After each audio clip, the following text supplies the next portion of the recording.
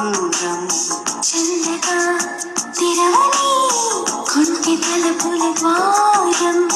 వలపు వానదారాలే పంపుతున్నది ఆకాశం